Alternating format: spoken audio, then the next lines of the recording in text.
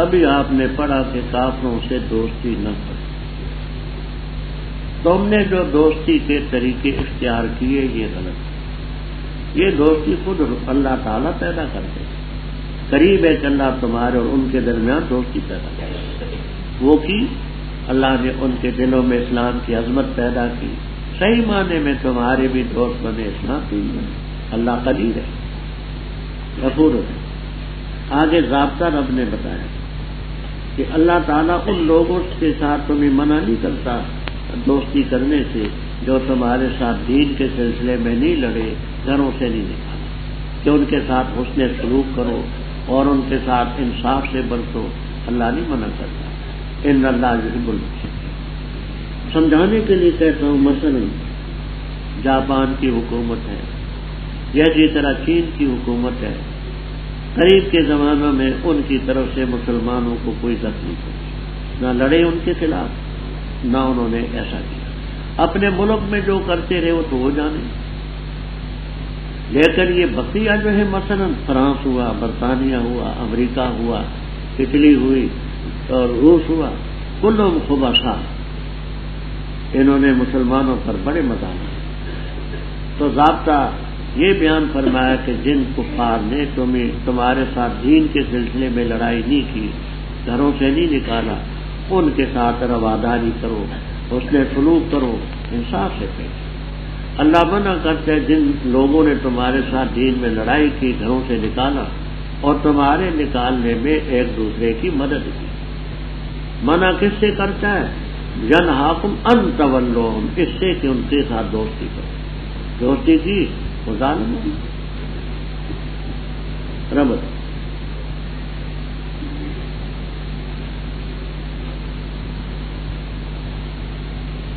ابھی آپ نے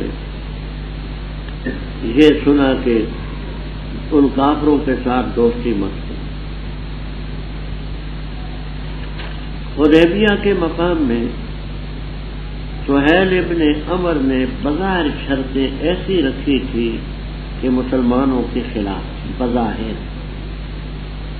بخاری میں موجود یہ شرط بھی اس نے لگائی تھی، لا یاتی کا منا رجل الا رددتہ الینا. لا یاتی کا منا رجل الا رددتہ الینا. جو مرد ہمارا تمہارے پاس آئے گا اس کو لوٹا. اور ایک روایت میں رجالن کے لفظ لا یاتو کا منا رجالن، تو رجال جمع کا صیغہ بھی بخاری میں ہے اور مفرد کا صیغہ. یہ جس وقت گیا تو اس نے بڑی ڈھینگے ماری کہ میری شرطوں پر صلح ہوئی ہے اور میں نے گویا کہ ان کو قابو کیا. بسم اللہ میں نے مٹوائی، رسول اللہ کا لفظ میں نے کٹوایا، اور جیسے میں نے جکڑا ان کو شرطوں میں وہ مجبور ہوئے. بڑے خوش تھے. عقبہ بن ابی معیط کی بیٹی مومن ہو کر کے آ گئی. آگے جب مہاجر ہو کر گئے تو انہوں نے پیغام بھیجا کہ جی معاہدے کے مطابق یہ ہمارا آدمی واپس ہے، یہ بی بی واپس ہے. اور ان شرطوں میں یہ تھی کہ مسلمانوں کا کوئی آیا تو ہم نہیں واپس کریں گے، ہمارا واپس کرنا پڑے گا. اس پر حضرت عمر رضی اللہ تعالیٰ عنہ بڑے برہم کہ ہمارا آدمی جائے مکے میں تو اس کو مکے والے واپس نہ دیں، اور ان کا ہے تو ہم دیں، تو یہ برابر کی شرط تو نہیں. آپ نے فرمایا عمر ہمارا ہو کر کے ہم ہی کیوں چھوڑے، مکے کو کیوں جائے، ہم اس کی کیا وکالت کریں. ہو ہمارا ہم ہی چھوڑ دے، مکے چلا جائے، وہ تو ہمارا رہا ہی نہیں، ہم اس کی کیا وکالت کریں. بات پھر سمجھ آئے تو ان کا جو آیا تو اس کو واپس کرے. وہ بی بی جب آئی تو آدمی آگے کہ جی قافلے کے ساتھ بی بی آئی ہے اور اس سلسلے میں اس کو واپس کرے. آپ نے فرمایا نہیں واپس کرے.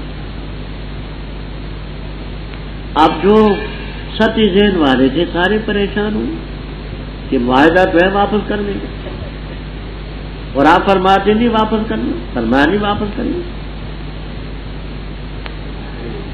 جب آپ نے اس پر اصرار کیا تو انہوں نے کہا کہ حضرت معاہدے میں تو ہے یہ شرط کہ واپس کرنا ہوگا، فرمایا نہیں کرنا،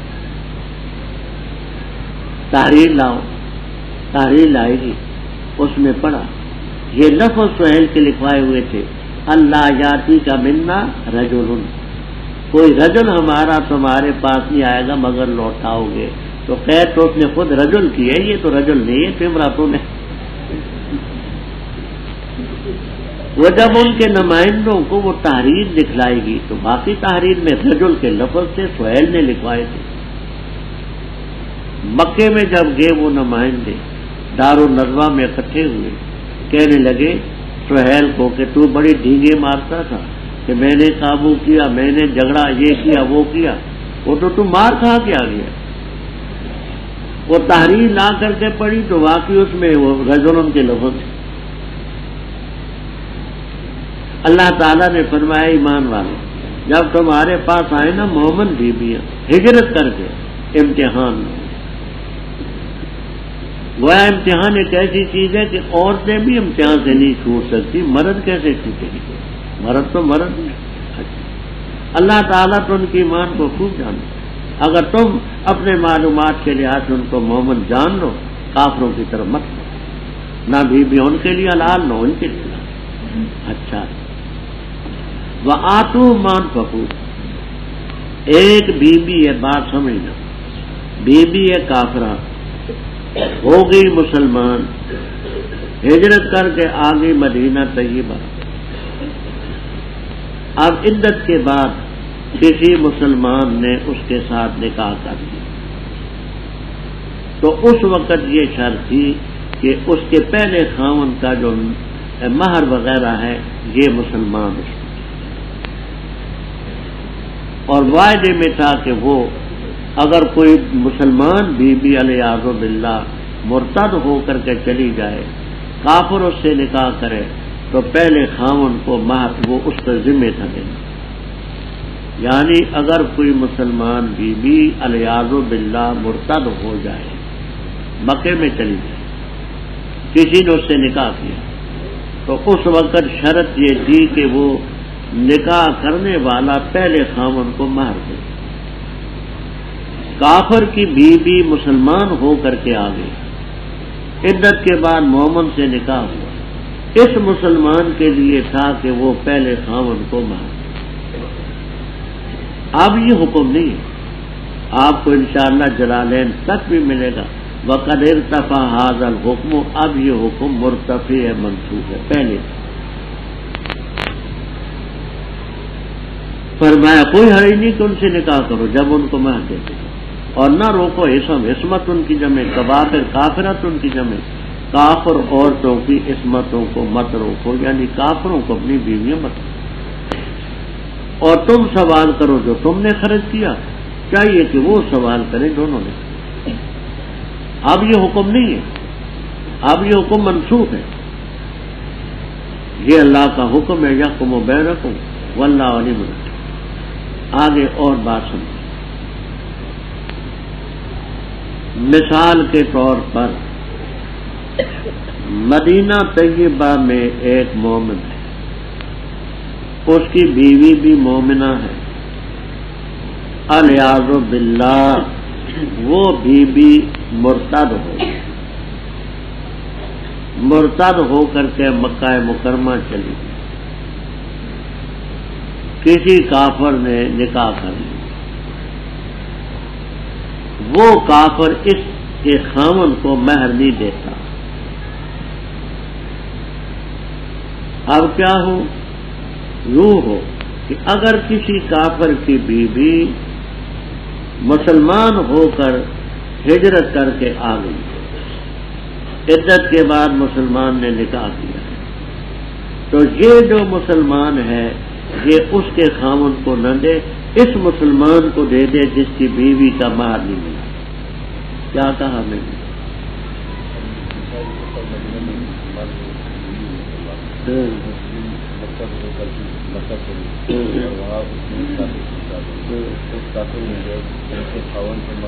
نہیں دیا، اور وہاں سے مسلمان ہو کر مدینہ اور اس کے یہاں کسی مسلمان سے نکاح کر دی، اس مسلمان کو دے دے نہ یہ کہ اس کے خامد کو دے دے، لیکن یہ اس وقت کے حکم تھے، اب نہیں باقی۔ اگر چھوٹ جائے کوئی شیء کا معنی فردن و نفسن و شخصن، تمہاری بیویوں میں سے کوئی نکل جائے تمہارے ہاتھ سے کفار کی ہے تو بدلہ لینا چاہو تو ان کو جن کی بیویاں چلی گئی مثل ان کے جو نسل، جتنا مال اس کو دینا تو اتنا دے دو، باقی واتقوا اللہ، اللہ سے ڈرو جس پر تم ایمان لاتے۔ اس موقع پر جو ہجرت کر کے آتی تھی تو بیویوں سے آپ بیعت بھی لیتے، اے نبی صلی اللہ علیہ وسلم جب آئے مومن ہجرت کر کے بیعت کریں تو شرطیں بیعت کی، لا یشرکن باللہ سے اللہ تعالیٰ سے کسی چیز کو شریک نہیں ٹھہرائیں گے، چوری نہیں کریں گے، زنا نہیں کریں گے، اولاد کو قتل نہ کریں گے، اور بہتان نہیں لائیں گے جس کو گھڑے ہاتھوں اور پاؤں کے درمیان۔ اس کی ایک تفسیر یہ کہ بعض عورتیں ایسی تھیں اور اب بھی ہیں کہ بچے ان کے نہیں ہوتے، خاوند کہیں سفر پر ہے، کسی کا بچہ اٹھا لیا، اٹھا کر کے کہا یہ میرا ہے، تاکہ خاوند کے ہاں اس کا درجہ رہے کہ ہاں اس نے بچہ جنا، یعنی بچہ اپنا نہیں کسی کا بچہ اٹھا لیا، اس کو اپنا بچہ بنایا۔ یہ افتراء ہے بین ایدی نمت، کیونکہ بچہ جب عورت کا پیدا ہوتا ہے تو پاؤں اور ہاتھوں کے درمیان ہی نیچے تو گرتا ہے، تو کسی کے بچے کو اپنا بچہ بنانا صحت ہے۔ محلی رحم اللہ تعالی وغیرہ یہ مانا، دوسرے حضرات یہ مانا کرتے ہیں کہ کسی پر ایسا بہتان باندھنا کہ اپنے ہاتھوں اور پاؤں کے سامنے ہاتھ بھی حاضر ہوتے ہیں، پاؤں بھی سامنے ہوتے ہیں، اور ان کے تیقن کا تو یقین ہی ہے کہ ہاتھ بھی ہے پاؤں بھی ہے، تو تم کسی پر افتراء باندھتے ہو ہاتھوں پاؤں کے سامنے کہ بالکل قطعی بہتان ہے، اور تم کسی پر کرتے ہو، یہ بہتان بھی مت اللہ، اور کسی بھلائی میں آپ کی نافرمانی نہ کرے، یہ شرطیں ہوں آپ ان کو بیعت کر دیں، اللہ تعالیٰ سے ان کے لیے معافی مانگے، ان اللہ غفور۔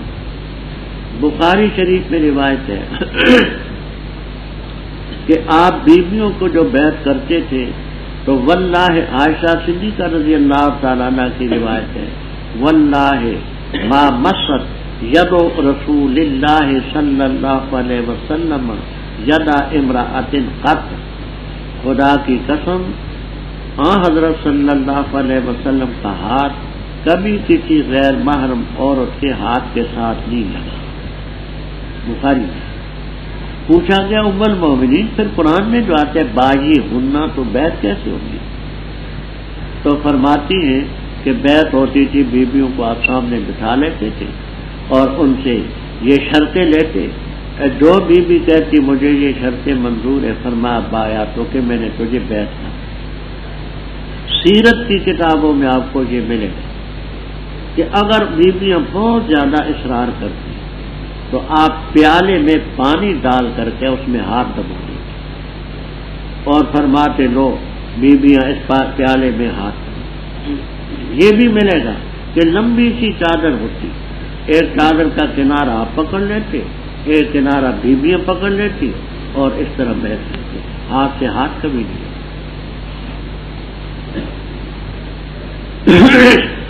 پہلے ذکر تھا کہ تم جو کفار ہیں، مشرکین ہیں، ان سے دوستی نہیں۔ آگے فرمایا یہود سے بھی دوستی نہیں، یا ایھا الذین آمنوا لا تتولوا قوما غضب اللہ، اس قوم سے دوستی مت کرنا یہود سے جن پر اللہ کا غضب ہے، وہ آخرت سے نا امید ہو چکے ہیں جیسے کافر اصحاب قبور سے نا امید۔ تفسیر روح المعانی، تفسیر کبیر، حاضر، معالم التنزیل، کمالین وغیرہ میں ایک تفسیر یہ لکھی کہ یہود اصولاً قیامت کو مانتے تھے، اصولاً یہود نصارہ قیامت کے قائل تھے، لیکن عمل ان کا قیامت کی تیاری کا کچھ نہ تھا۔ عمل کچھ نہ تھا. رب تعالیٰ فرماتے ہیں کہ اس قوم سے دوستی نہ کرو جن پر اللہ کا غضب ہوا، وہ آخرت سے نا امید ہو گئے ہیں، ایسے جیسے وہ کافر جو قبروں میں جا چکے ہیں اب آخرت کی خیر سے وہ نا امید ہیں. کافر جو قبروں میں جا چکے ہیں اب وہ مرنے کے بعد تو عمل ہے ہی نہیں، دار تکلیف تو ہے ہی نہیں. تو جیسے کافر جو قبروں میں جا چکے ہیں جیسے وہ خیر آخرت سے نا امید ہیں ایسے یہ بھی نا امید ہیں. وہ اصولاً قیامت کو مانتے ہیں لیکن عمل عقیدہ کچھ نہیں. دوسری تفسیر، یہ مغضوب علیہ آخرت سے ایسے نا امید ہوئے جیسے یہ کافر اصحاب قبور کی حیات کے منکر ہیں کہ جو مر گیا دوبارہ نہیں اٹھے گا. وما نحن بمبعوثین اذا متنا وکنا ترابا ذلک رجل بعید. کافر آخرت کو نہیں مانتے. تو جیسے وہ اصحاب قبور کی حیات اور بعث بعد الموت کے منکر ہیں اسی طرح یہ حالانکہ وہ نہیں مانتے جو اصولاً اس کے ہے. بسم اللہ الرحمن الرحیم. تسبیح بیان کی اللہ کی اس مخلوق نے جو آسمانوں میں اور جو زمین میں ہے اور وہ عزیز ہے حکیم. اے لوگوں جو ایمان لائے کیوں کہتے ہو وہ چیز جو تم کرتے نہیں، بڑی عذر و ناراضگی کہ اللہ کے ہاں یہ کہ تم کہو وہ چیز جو تم کرتے نہیں. بے شک اللہ تعالیٰ پسند کرتا ہے ان لوگوں کو جو لڑتے اللہ کے راستے میں سخت میں گویا کہ وہ دیوار مرصوص سیسا پلائی. اور جس وقت کہا موسیٰ علیہ السلام نے اپنی قوم سے، اے میری قوم مجھے کیوں اذیت دیتی ہو تم، اور تحقیق سے تم جانتے ہو کہ بے شک میں اللہ کا رسول ہوں تمہاری طرف. پر جس وقت وہ ٹیڑھے ہو گئے رب نے بھی ان کے دلوں کو ٹیڑھے کر دیا اور اللہ تعالیٰ نہیں ہدایت دیتا فاسق کو. اور جب کہا عیسیٰ ابن مریم نے علیہ السلام اے بنی اسرائیل بے شک میں رسول ہوں تمہاری طرف، مصدق ہوں اس چیز کا جو میرے سامنے ہے تورات، اور خوشخبری سناتا ہوں صرف ایک رسول کی جو آئے گا میرے بعد جس کا نام ہوگا احمد صلی اللہ علیہ وسلم. پر جس وقت آیا وہ ان کے پاس واضح دلائل لے کر کہنے لگے یہ جادو ہے کھلا.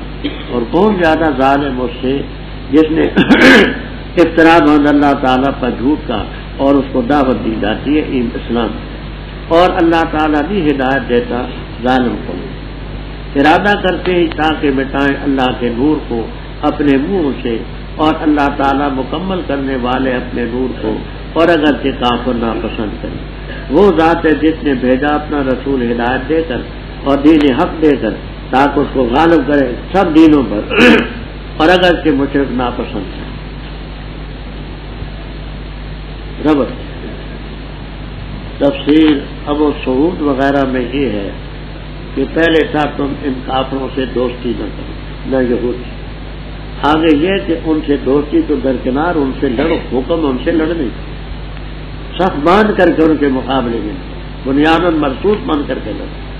اسی لیے سورت کا نام ہے صف. فرمایا آسمانوں زمینوں کی سب چیزیں رب کی تسبیح بیان کرتی ہیں. اے ایمان والو کیوں کہتے ہو جو تم کرتے ہیں، اللہ کے یہاں سخت ناراضگی ہے کہ تم کو ہو جو کرتے ہیں. اب جہاں ایک طویل بات چلتی ہے، طویل بات چلتی ہے کہ جو آدمی خود ایک عمل خیر نہیں کرتا تو آیت سے تو بظاہر یہ معلوم ہوتا ہے کہ اس کو کہنا نہیں چاہیے. لما تقولون ما لا تفعلون، جو خود نہیں کرتا اس کو کہنا بھی نہیں چاہیے. ظاہری الفاظ اسی کو چاہتے ہیں. مولانا تھانوی رحمہ اللہ تعالی نے بیان القرآن میں، اور شاہ عبدالعزیز صاحب محدث دہلوی رحمہ اللہ تعالی نے تفسیر عزیزی پہلے پارے کی تفسیر میں، اور آلوسی رحمہ اللہ تعالی نے روح المعانی میں یہاں خاصی بات فرماتے ہیں آدمی کے ذمہ دو ڈیوٹیاں ہیں، دو اسے دونوں بجا لانی چاہیے. ایک خود کرنا، دوسرا کہنا.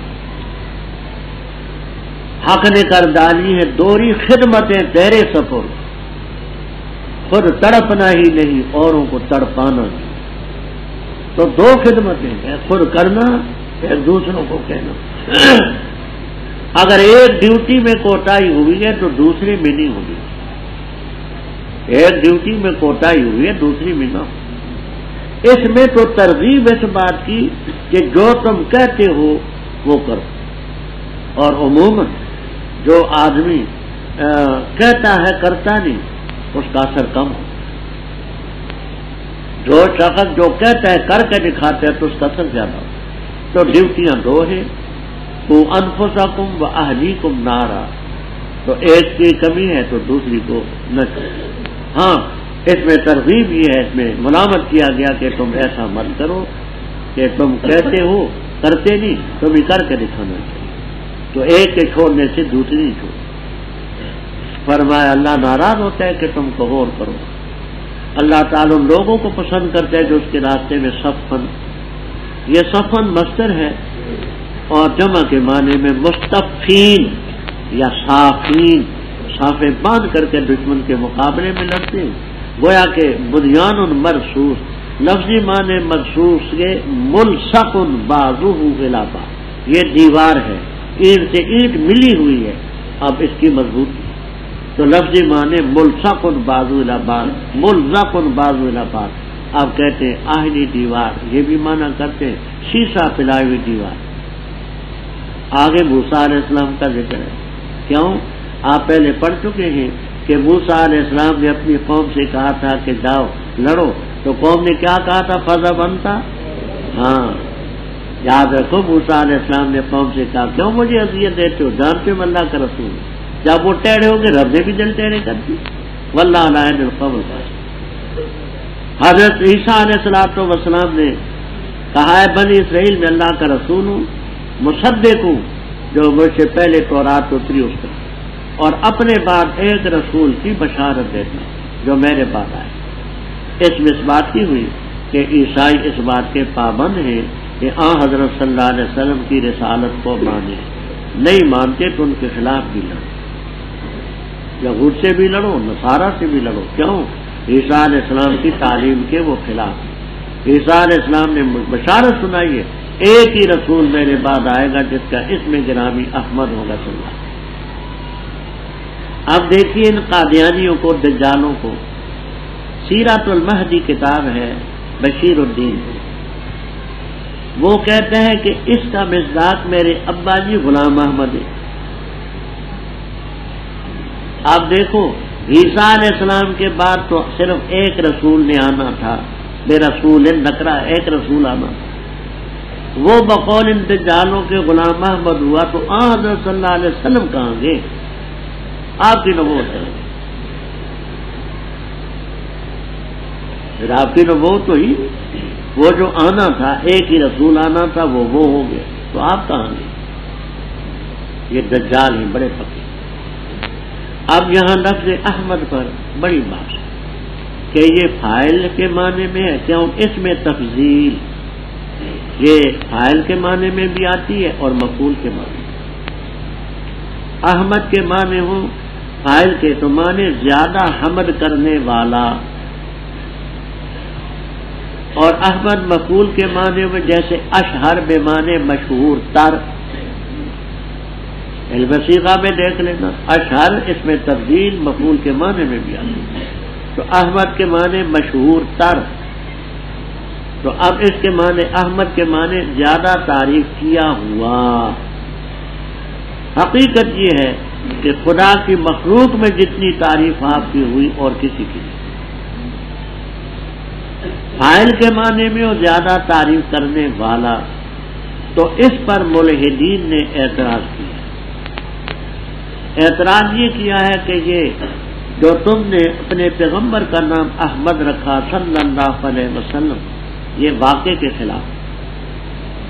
کیوں واقعے کے خلاف ہے؟ آپ کی کل عمر تھی 63 سال، 63 سال، ان سے تو حضرت موسیٰ علیہ السلام کی عمر زیادہ تھی، 120 سال، ہارون علیہ السلام کی عمر 120 سال تھی، ابراہیم علیہ السلام کی 200 سال تھی، نوح علیہ السلام کی عمر تقریباً 1400 سال، آدم علیہ السلام کی عمر 1000 سال. تو کہتے ہیں کہ تم بتاؤ کہ 1000 سال کی عمر زیادہ ہوتی ہے یا 63 سال، 200 سال کی زیادہ ہوتی ہے یا 63 سال؟ تو تم نے کیوں اپنے نبی کا نام احمد رکھا، زیادہ حمد کرنے والا؟ تو یہ واقعے کے خلاف ہے. محققین نے بڑا کچھ کہا، میں صرف 2 باتیں عرض کرتا ہوں. پہلی بات تو یہ ہے کہ حضرت صلی اللہ علیہ وسلم نے جن جوامع الکلم سے رب کی تعریف کی ہے وہ صرف آپ کا خاص ہے. ابو داؤد وغیرہ میں روایت ہے، جویریہ بنت الحارث رضی اللہ تعالیٰ عنہ زوجہ مطہرہ، جس وقت آپ اپنے حجرے سے نکلے تو وہ نماز پڑھ کر کے وہاں گٹھلیاں تھی سامنے کھجور کی، ان پر کچھ پڑھ رہی. آپ مسجد میں گئے، نماز پڑھائی، جو کچھ وہاں کہنا سننا تھا وہ کیا، پھر سورج چڑھا، نفل پڑھے، پھر اس کے بعد آپ باہر سیر کے لیے چلے گئے. زہوۃ الکبریٰ چاش کے وقت آئے، یعنی مثلا 11:30 بجے کے قریب، 11:30 بجے کے قریب آئے تو بیوی اسی طرح ان گٹھلیوں پر ذکر کی. آپ نے فرمایا کہ تو اس وقت کی بیٹھی ہوئی ہے؟ کہنے لگی ہاں. کہ اس وقت کی بدستور بیٹھ کے اللہ اللہ کر. آپ نے فرمایا میں نے تیرے بعد 4 کلمے کہے ہیں اور صرف 3 مرتبہ کہیں، ان کا وزن اس سے زیادہ ہے. کون سے 4 کلمے؟ سبحان اللہ و بحمدہ عدد خلقہ. دوسرا کلمہ 3 دفعہ یہ میں نے کہا، سبحان اللہ و بحمدہ مداد کلماتہ، سبحان اللہ و بحمدہ رضا نفسہ، سبحان اللہ و بحمدہ زینت عرشہ. یہ 4 کلمے ہیں، میں نے 3 دفعہ کہے ہیں اور ان کا وزن، اس کا ثواب اس سارے تیرے الفاظ سے جائے. تو جن جوامع کلمات کے ساتھ آپ نے، اب دیکھیے سبحان اللہ و عدد خلقہ، اللہ کی حمد اور ثنا جتنی خدا کی مخلوق ہے اس کی گنتی پر. اب انسان بھی ہیں، جنات بھی ہیں، سورج ہے، ستارے ہیں، چاند ہیں، کیڑے مکوڑے ہیں، ایک ایک ذرہ، اس جہان کی مخلوق اس جہان کی مخلوق کتنا ہو گیا. تو جن جوامع کلمات کے ساتھ آپ نے رب کی تعریف کی ہے وہ آپ ہی کی. تو احمد کا لفظ کوئی واقعے کے خلاف. دوسری بات، ترمذی شریف اور مسند احمد کی روایت میں کہ جنت میں جتنے جائیں گے ان کی 120 صفیں ہوں، 120، 80 صفیں آپ کی امت کی ہوں گی، بقیہ 40 صفیں تمام پیغمبروں کی امت ہیں. یہ آپ کی امت جو بھی اللہ کی حمد و ثنا بیان کرتی ہے، من سنہ سنتن حسنہ کے قاعدے کے مطابق وہ آپ کے نام عمل میں درج ہے، وہ کوئی آپ ہی نہیں بتائے. آپ کہتے ہیں سبحان اللہ، آٹومیٹک آپ کے نام عمل میں درج، کیا وہ آپ ہی نے تو بتائی؟ تو آپ اگر احمد اس معنی میں سب سے زیادہ حمد بیان کرنے والے تو یہ بھی صحیح ہے، اور اگر احمد کے معنی مقبول کیوں گویا کہ زیادہ تعریف کی تو بھی صحیح ہے. جب ان کے پاس واضح دلائل لے کر کے آئے انہوں نے کہا یہ جادو ہے. اس سے کون زیادہ ظالم ہے جس نے اللہ پر جھوٹ بولا بے نسبت شریک والولد الیہ، اور اس کے اسلام کی دعوت دی جا رہی ہے. اللہ ظالم قوم کو نہیں دائے. یہ کافر ارادہ کرتے ہیں کہ اپنے منہوں سے اللہ کے نور کو مٹا دیں. واللہ متم نورہ ولو کرہ الکافرون. مولانا ظفر علی خان مرحوم نے بہت اچھا کہا ہے، نور خدا ہے کفر کی حرکت پہ خندہ زن، نور خدا ہے کفر کی حرکت پہ خندہ زن، پھونکوں سے یہ چراغ بجھایا نہ جائے. آج کل بعض قادیانی یہ ثابت کرنے کی کوشش کرتے ہیں کہ مولانا ظفر علی خان تو احمدی تھے، قادیانی تھے، لا حول ولا قوت الا باللہ۔ مولانا نے جتنا رد کیا قادیانیت کا، صحافیوں میں کسی کو اتنا ایسا نہیں۔ مولانا فرماتے ہیں قادیانیت سے پوچھا کفر نے تو کون ہے، قادیانیت سے پوچھا کفر نے تو کون ہے، ہنس کے بولی آپ ہی کی دل ربا سالی ہوں گے۔ وہ تو قادیانیت کو کفر کی سالی کہتے، یہ بھی ان کا شعر ہے کہ کاٹنا مقصود ہے جس سے شجر اسلام کا، کاٹنا مقصود ہے جس سے شجر اسلام کا، قادیاں کے ہاتھ میں لندن کی وہ آری بھی دے، مسیلمہ کے جانشی گرا کٹوں سے کم نہیں، قطر کے لے جیب لے گئے پیمبری کے نام، اور ظالموں تم اتنی انقلابی حقیقت کرتی خیر، تو اللہ اپنے نیور کو مکمل کرتا ہے، ولو کرے اللہ، اس ذات نے اپنا رسول بھیجا ہدایت دے کر، دین حق دے کر، تاکہ سب دینوں پر غالب کرے، ولو کرے المشرکون۔ اے لوگوں جو ایمان لائے، کیا میں تمہیں بتاؤں ایک تجارت جو تمہیں نجات دے گی عذاب علیم سے؟ ایمان لاؤ اللہ تعالیٰ پر اور اس کے رسول پر، جہاد کرو اللہ کے راستے میں اپنے مالوں اور جانوں کو لے کر، یہی تمہارے لیے بہتر اگر ہو تم جان کر، بخش دے گا تمہیں تمہارے گناہ اور داخل کرے گا تمہیں جنات تجری من تحتہا الانہار میں، اور ایسے مکانات میں جو پاکیزہ ہوں گے، جنات عدن میں، یہی ہے کامیابی کا۔ اور ایک اور چیز جس کو تم پسند کرتے ہو، اللہ کی مدد ہوگی، وفتح قریب، اور خوشخبری سنا دے مومن، اے لوگوں جو ایمان لائے، ہو جاؤ اللہ تعالیٰ کے دین کے مددگار، جیسے عیسیٰ علیہ السلام نے کہا تھا حواریوں سے، کون میری مدد کرتے اللہ کی طرف جاتے ہوئے؟ کہا حواریوں نے نحن انصار اللہ، بس ایمان لائے گروہ بنی اسرائیل میں سے، اور انکار کیا دوسرے گروہ نے، بس ہم نے تائید کی اس گروہ کی جو ایمان لایا، اس کے خلاف ان کے دشمن سے پس ہو گئے وہ غالب۔ اوپر قتال کا ذکر ہے، یقاتلون فی سبیل اللہ۔ آگے رب تعالیٰ فرماتے مومنو آؤ تمہیں ایک سودا بتاتے تجارت، وہ عذاب علیم سے تمہیں نجات دے۔ وہ تجارت کیا ہے؟ پہلی تؤمنون باللہ ہے، تو یہ خبر معنی میں انشاء کے ہے، ایمان لا۔ محلی رحم اللہ تعالیٰ فرماتے تؤمنون کا معنی تدومون علی الایمان، ایمان پر دائم رہو، انشاء نہیں مانتے، کہتے ایمان پر، اللہ اور اللہ کے رسول پر ایمان پر دائم رہو، جہاد فی سبیل اللہ پر قائم رہو، مالوں اور جانوں کو پیش کر، یہی بہتر ہے۔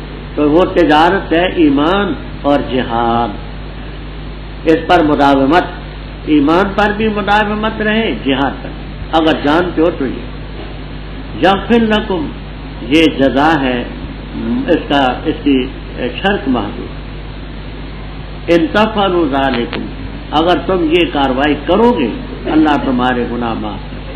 وہ کیا؟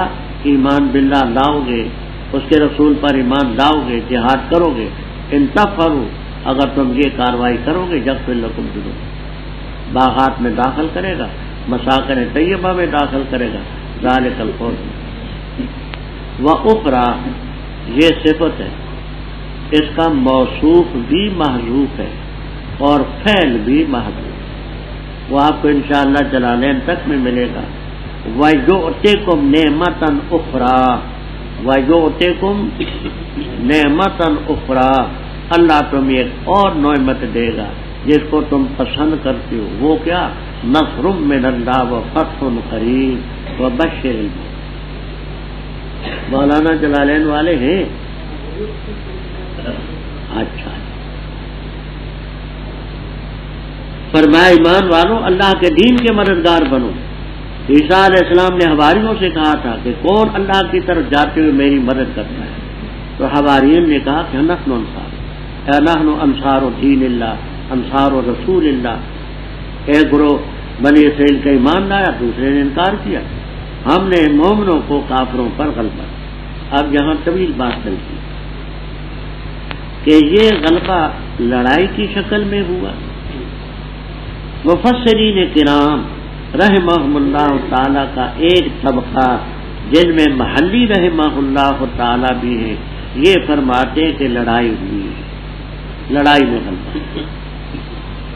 دوسرا گروہ یہ کہتا ہے کہ لڑائی نہیں ہوئی، ان کو جو غلبہ حاصل ہوا وہ ادلہ اور براہین اور حق کی وجہ سے، وہ حق کے سلسلے میں غالب تھے، لڑائی نہیں ہوئی، بلکہ یہ غلبہ ان کو اس طریقے سے حاصل ہوا کہ مقابلے میں دوسرے دلائل کے لحاظ سے کمزور، ان کے دلائل کمزور۔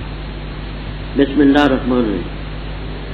تسبیح بیان کر کے اللہ کے لیے وہ مخلوق جو آسمانوں میں جو زمین میں ہے، وہ بادشاہ ہے، قدوس ہے، عزیز ہے، حکیم ہے، وہ ذات ہے جس نے بھیجا امیین میں رسول، ان میں سے تلاوت کرتے ان پر اس کی آیتیں اور ان کو پاک کرتا ہے اور ان کو تعلیم دیتا ہے کتاب اور حکمت کی، اور بے شک شان یہ ہے کہ تھے وہ اس سے پہلے البتہ کلی گمراہی اور لوگوں میں بھیجا ان میں سے جو ابھی تک ان کو ان سے نہیں ملے، اور وہ العزیز غالب ہے، حکیم ہے۔ یہ اللہ کا فضل ہے، دیتا ہے جس کو چاہے، واللہ ذو الفضل العظیم۔ مثال ان لوگوں کی جن پر ڈالی گی، لدوائی گی، اٹھوائی گی ان سے تورات، پھر انہوں نے نہ اٹھایا اس کو، جیسے مثال ہے گدھے کی، یحمل اسفارا، اٹھاتا ہے کتابیں۔ بری ہے مثال اس قوم کی جنہوں نے تکذیب کی اللہ تعالیٰ کی آیات کی، اور اللہ تعالیٰ نہیں ہدایت دیتا قوم کا افضال۔ کہہ رہے لوگوں جو یہودی ہو، اگر تم خیال کرتے ہو کہ بے شک تم اللہ کے دوست ہو دوسرے لوگوں کے علاوہ، پس آرزو کرو موت کی اگر ہو تم سے، اور ہرگز نہیں آرزو کریں گے اس موت کی کبھی بھی، بسبب اس کے جو ان کے ہاتھوں نے آگے بھیجا، اور اللہ تعالیٰ علیم ہے، جانتا ہے ظالمین۔ تو کہہ دے بے شک موت وہ جس سے تم بھاگتے ہو، بے شک وہ تم سے ملنے والی ہے، پھر تم لوٹائے جاؤ گے عالم الغیب والشہادہ کی طرف، خبر دے کر جو کاروائی تم کرتے ہیں۔ ربط پہلی صورت میں ذکر تھا کہ عیسیٰ علیہ السلام نے خوشخبری دی بے رسول یاتی من بعد اسمہ احمد صلی اللہ علیہ وسلم۔ اب اس صورت میں یہ ہے کہ اس رسول کی جو بشارت دی تھی اللہ نے ان کو بھیجا، والذی بعث فی الامیین رسولا، جس رسول کی بشارت دی تھی عیسیٰ علیہ السلام نے وہ اللہ نے دی۔ نام اس کا سورۃ الجمعہ، دوسرے رکوع میں جمعے کا ذکر ہے۔ فرمایا تسبیح اللہ کی آسمان و زمینوں کی مخلوق، بادشاہ ہے، عیبوں سے پاک ہے، عزیز ہے، حکیم۔ اللہ نے امیوں میں، امی اس لیے کرتے ہیں کہ عرب کے اکثر لوگ ان پڑھ، ان میں رسول بھیجا۔ چار آپ کے کام ہیں، تفصیل سے آپ سن چکے ہیں، اللہ کی آیتوں کی تلاوت کرنی، ان کو پاک کرنا، اسناد تزکیہ کہ آپ کی طرف مجازی ہے، آپ کی تعلیم سے وہ پاک ہوتے تھے۔ واللہ یزکی من یشاء، کتاب کی تعلیم دینا، حکمت سے مراد سنت ہے، حدیث کی تعلیم دینا، اگر جیسے پہلے کھلے۔ ایک تو اللہ نے بھیجا امیین میں، اور وآخرین، اور لوگوں میں ان میں سے جو ابھی تک ان کے ساتھ نہیں ملے، وہ قیامت تک آنے والے میں، امیین میں بھیجا اور آخرین میں، ابھی تک نہیں ملے، قیامت تک جو آئیں گے وہ سب اس کا ملے۔ بخاری شریف میں روایت آتی ہے کہ حضرت صلی اللہ علیہ وسلم سے سوال ہوا، حضرت وہ لمبا یلحقوا بہم میں کون لوگ؟ تو سلمان فارسی رضی اللہ تعالیٰ عنہ سے پاک فرمایا کہ وہ اس کی برادری کے لوگ ہیں۔ اگر ایمان سریا تک پہنچ چکا ہو وہ اس کو وہاں سے بھی اتارنا ہے۔ ایک روایت میں علم سریا سے تارے تک پہنچ چکا ہو وہ اس کو بھی لائے۔ اس حدیث کا اولین مصداق امام ابو حنیفہ رحمہ اللہ تھا، حوالے ہم نے مقام ابی حنیفہ میں دی، شاہ ولی اللہ صاحب کا، دراسات لبیب کا، ابن حجر مکی کا، کہ اس حدیث کا کہ کیونکہ ساتھیوں نسل کے بعض حضرات نے امام بخاری رحمہ اللہ تعالیٰ کو مصداق قرار دی، بے شک ہم منکر نہیں، لیکن امام بخاری رحمہ اللہ تعالیٰ بعد کے امام صاحب پہلے تھے، تو اولین مصداق اس حدیث کا امام سے، حوالے مقام ابی حنیفہ میں دے، تو اولین مصداق وہ ہیں، باقی سارے جو قیامت تک آئیں گے۔ یہ اللہ کا فضل ہے جس کو چاہتا ہے، واللہ ذو الفضل۔ اوپر ذکر تھا یعلمہم الکتاب، کتاب کی تعلیم دیتا ہے۔ آگے رب تعالیٰ فرماتے مومنو تمہارا معاملہ کتاب کے بارے میں وہ نہ ہو جو یہود کا تھا، تم کتاب کے بارے میں ان جیسا نہ ثابت ہو۔ کیا ہوا؟ وہ لوگ جن کو تورات جن پر ڈالی گئی پھر انہوں نے نہ اس کو اٹھایا، عمل نہ کیا۔ گدھے کی مثال ہے یحمل اسفار، اسفار صفر ان کی جمع، صفر کے معنی کتاب، اسفارن کے معنی کتب۔ گدھے پر آپ کتابوں کا گٹھڑ لاد دیں تو وہ گدھا فاضل ہو جائے گا۔ اسی طرح ان لوگوں پر کتاب ڈالی گی، عمل نہیں کیا، تو بتانا چاہتے رب تعالیٰ کے مومنوں کتاب سے وہ کاروائی نہ کرنا جو یہود نے کی۔ کتاب کو سمجھو، عمل کرو، نشر اشاعت کرو، فرق ہونا چاہیے۔ بری ہے مثال ان کی جنہوں نے تکذیب کی اللہ کی آیات کی، واللہ لا یہدی القوم الظالمین۔ پھر یہودی باوجود اس کے کہ گناہوں میں ڈوبے ہوئے تھے کہتے تھے آخرت کا گھر ہمارا ہے۔ آپ پہلے پڑھ چکے ہیں لا يدخل الجنۃ الا من کان هودا او نصارا۔ اللہ تعالیٰ فرماتے ہیں کہ ان سے کہہ دیں اگر تم یہ خیال کرتے ہو کہ اللہ کے دوست تم ہی ہو، اور لوگ نہیں ہیں، تو موت کی آرزو کرو، کیونکہ جنت میں رکاوٹ تو صرف موت ہی ہے نا، موت آئی تو جنت میں چلے جاؤ۔ فرما ہرگز نہیں آرزو کریں گے، اپنے ہاتھوں کی کرتوتیں نہیں معلوم ہے، واللہ علیم بالذات۔ تو کہہ دے جس موت سے بھاگتے ہو وہ تمہیں ملے گا، عالم الغیب و شہادہ کے سامنے تمہیں پیش کیا جائے گا جو عمل کر دو۔ یہاں ایک نحوی اشکال ہے۔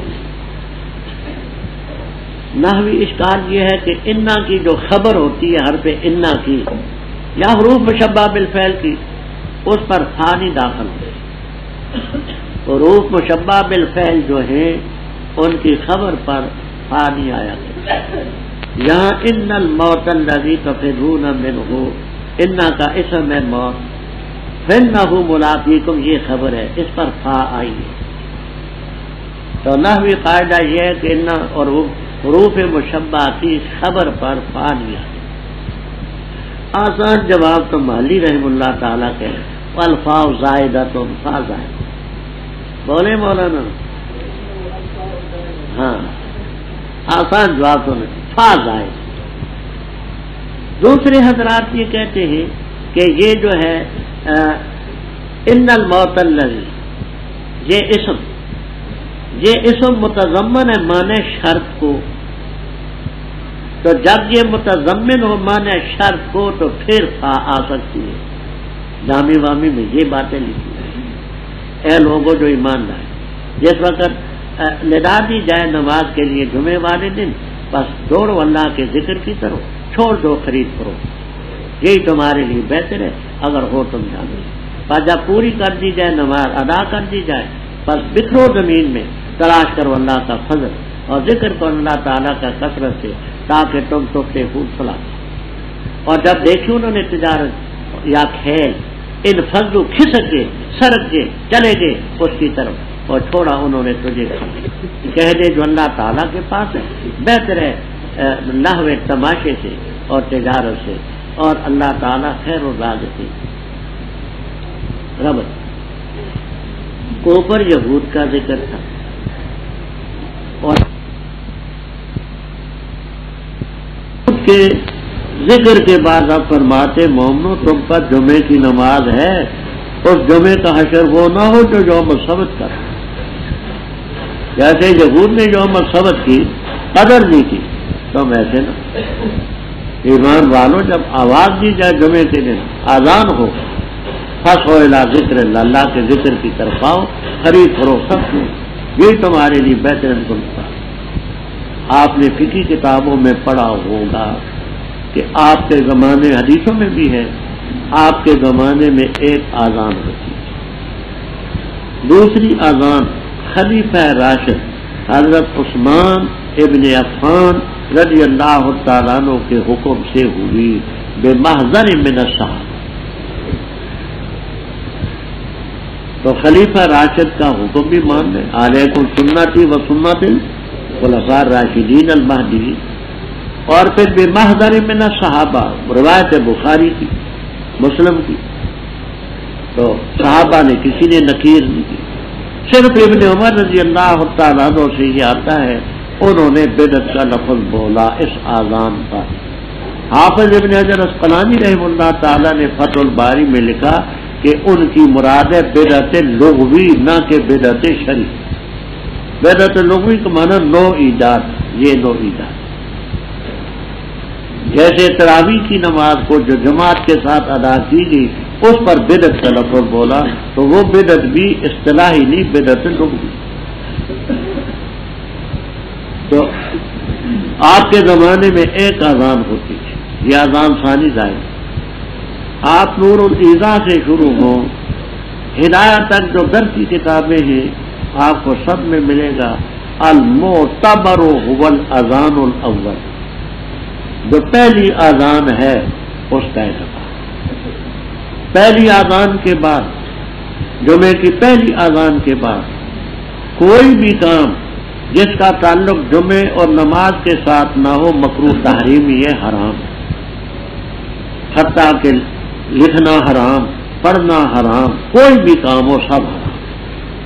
ہاں غسل کر سکتے ہیں، مسواک کر سکتے ہیں، وضو کر سکتے ہیں، کپڑے بدل سکتے ہیں، خوشبو لگا سکتے ہیں، یہ کام کریں اور سب معتبر اذان ہے۔ اور احکام القرآن لے ابی بکر ابن العربی اور احکام القرآن لتھانی دونوں اندر موجود ہیں۔ ان میں تصریح ہے کہ پہلی اذان کے بعد اگر نکاح ہوا تو نکاح بھی مقصوف نہیں ہوگا، دوبارہ کرنا پڑے گا۔ اچھا، جب نماز پوری ہو جائے پھر جا زمین میں اللہ کا فضل تلاش۔ جیسے دیکھیے قرآن کریم میں اقیم الصلاۃ امر کے صیغے سے، آتو زکوٰۃ امر کے صیغے سے، ایسی حلال کمائی کا حکم بھی امر کے صیغے سے وابتغوا من فضل اللہ، رزق کماؤ، تاجر و تجارت کرو، ملازم و ملازمت کرو، مزدور و مزدوری کرو، اللہ کا فضل تلاش کرو، اللہ کا ذکر کر کثرت سے تاکہ تم فلاح۔ تفسیر ابن کثیر وغیرہ میں آپ کو ملے کہ پہلے جمعے کا خطبہ بعد کو ہوتا ہے، جیسے عید میں نماز کے بعد خطبہ ہوتا ہے، جمعے کا خطبہ پہلے بعد ہوتا ہے۔ آپ نے نماز پڑھا لی، خطبہ پڑھا اور منادی نے آواز کی کہ شام کے علاقے سے کچھ آٹا آیا ہے، میدا آیا ہے، کہ کپڑے آئے ہیں، وہ ساتھ دم دم بھی تھی جیسے وہ اعلان کرنے والے کرتے، تو اچھلتے کودتے بھی تھے، کہا جس نے لینا ہے تھوڑا سودا لینا۔ ان حضرات نے یہ سمجھا کہ نماز تو ہم پڑھ چکے ہیں، تو اس عشرہ رجلن کے علاوہ 12 کے علاوہ باقی سارے ڈم ڈم کے پیچھے چلے گئے اور وہ سودا خرید لی گئی۔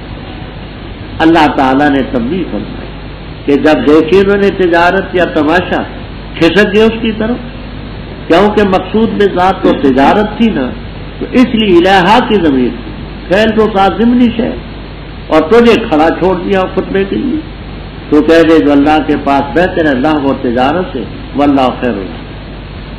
بسم اللہ الرحمن الرحیم، جس وقت آئے تیرے پاس منافق کہا انہوں نے ہم گواہی دیتے کہ بے شک تو اللہ کا رسول ہے، اور اللہ تعالیٰ جانتا ہے کہ بے شک تو اس کا رسول ہے۔ اللہ تعالیٰ گواہی دیتے ہیں کہ بے شک منافق البتہ کاذب بنا لیا انہوں نے ایمان اپنے قسموں کو جنتاً ڈھال، بس روکا اللہ کے راستے سے، بے شک بری کاروائی جو کرتے ہیں، اس لیے کہ بے شک انہوں نے آمنو ایمان کا اظہار کیا پھر کفر کا اختیار کیا، بس ان کے دلوں پر مہر لگا دی گئی، بس وہ نہیں سمجھتے، اور جب دیکھے تو ان کو تو تعجب میں ڈالیں گے تجھے ان کے جسم، اور اگر کہتے کو بات تو سنتے ان کی بات کو، گویا کہ وہ خوشبن لکڑیاں ہیں مسندہ ٹیک لگائی، خیال کرتے ہر آواز کو اپنے خلاف، وہ دشمن ہیں، بس تو ڈر ان سے، بچ ان سے، اللہ ان کو غارت کرے، تباہ کرے، کہاں الٹے پھیرے ڈالے۔ اور جس وقت ان سے کہا گیا آؤ تاکہ معافی مانگے تمہارے لیے اللہ کا رسول، وہ روسم پھیرے انہوں نے سر اپنے، اور دیکھا تو نے ان کو کہ اعراض کرتے تھے اور وہ تکبر کر رہے، برابر ان پر آیا تو استغفار کریں ان کے لیے یا نہ استغفار کریں ان کے لیے، ہرگز اللہ ان کو نہیں بخشے گا، بے شک اللہ نہیں ہدایت دیتا قوم فاسق۔ وہ لوگ ہیں جنہوں نے کہا مت خرچ کرو ان پر جو اللہ کے رسول کے پاس ہیں، یہاں تک کہ ینفضوا لوگ کھسک جائیں چلے جائیں، حالانکہ اللہ ہی کے لیے خزانے آسمانوں کے اور زمین کے، لیکن منافق نہیں سمجھتے۔ کہتے ہیں وہ اگر ہم لوٹے مدینے کی طرف البتہ ضرور نکالے گا عزت والا اس مدینے سے ذلیل تر ہو، اور اللہ ہی کے لیے عزت اور اس کے رسول اور مومنین کے لیے، لیکن منافقین نہیں۔ ربط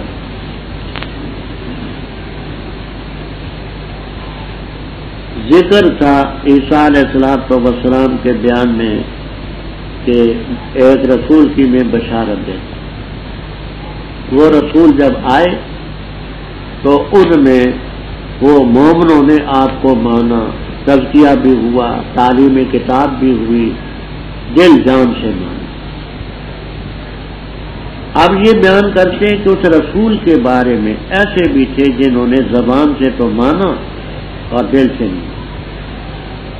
جب رسول آیا اس کو زبان سے مانا، دل سے نہیں۔